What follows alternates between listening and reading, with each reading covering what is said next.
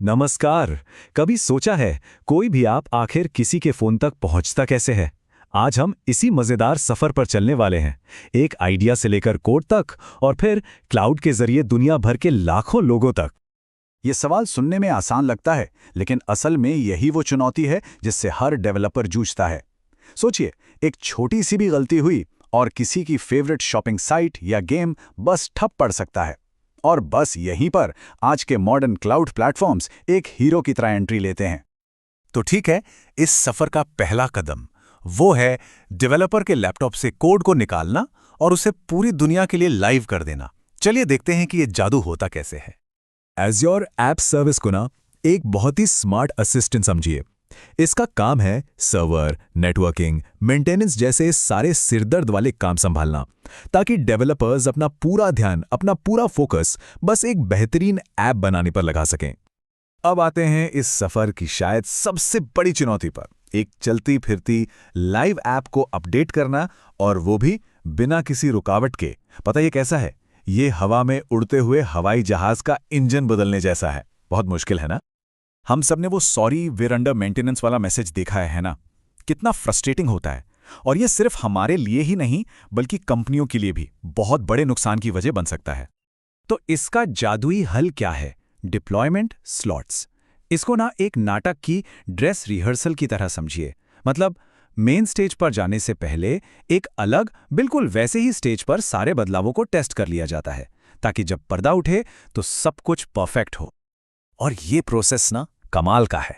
देखिए, नया कोड एक सेफ टेस्टिंग वाली जगह पर भेजा जाता है।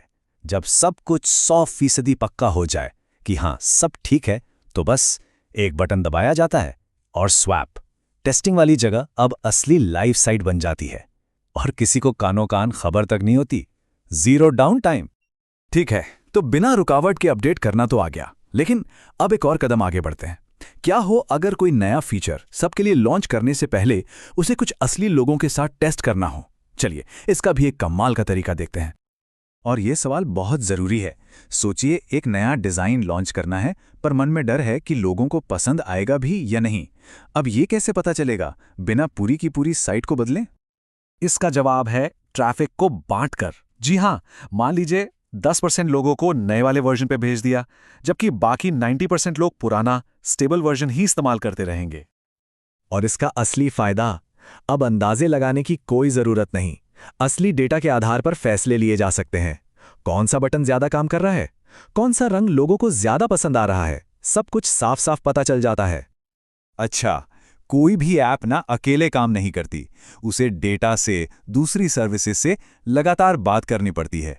तो चलिए अब देखते हैं कि ये बातचीत पूरी तरह से सेफ और सिक्योर कैसे होती है। तो एक ऐप के लिए एक सिक्योर बैक ऑफिस बनाने के ना दो मेन तरीके हैं। एक है वीनेट इंटीग्रेशन, जो एज़्योर क्लाउड के अंदर ही आपको दूसरी सर्विसेज से एक प्राइवेट सिक्योर नेटवर्क पर जोड़ता है। और दूसरा है हाइब्रिड कनेक्शंस। ये आपकी क्लाउड ऐप को उन सर्विसेज से जोड़ता है जो शायद कंपनी के अपने डेटा सेंटर में चल रही हों, एकदम सुरक्षित तरीके से। अब हम इस सफर के सबसे सबसे मजेदार मोड़ पर आ गए हैं। यहां हम देखेंगे कि कोड चलाने के लिए सर्वर की जरूरत ही नहीं है। हाँ, बिल्कुल सही सुना, बिना सर्वर के।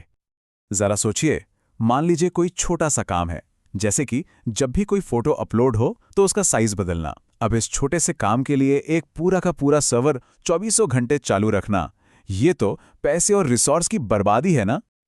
और बस यहीं पर एंट्री होती है सर्वरलेस की। इसको एक मोशन सेंसर वाली लाइट की तरह समझिए। वो तभी चलती है जब कोई कमरे में आता है। बिल्कुल वैसे ही सर्वरलेस कोड भी तभी चलता है जब कोई खास घटना उसे ट्रिगर करती है।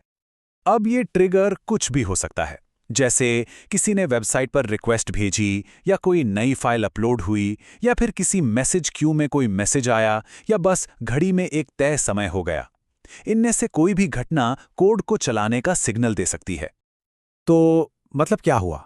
मतलब ये कि अब सिर्फ उस काम पर ध्यान देना है जो सबसे जरूरी है, कोड लिखना। बाकी सब कुछ अज़्योर संभालता है। और ये चीज डेवलपर्स के लिए सच में एक गेम चेंजर है। तो बस इसी सवाल के साथ आज की बात खत्म करते हैं।